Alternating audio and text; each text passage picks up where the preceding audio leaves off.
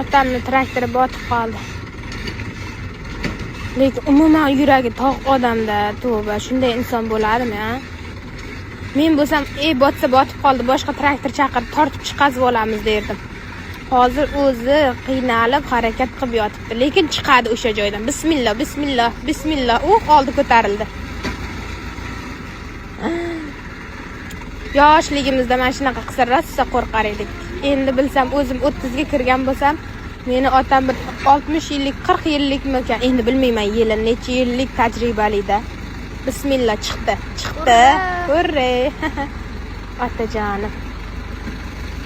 Ana chiqdi. Voy, chiqdi, mashalloh.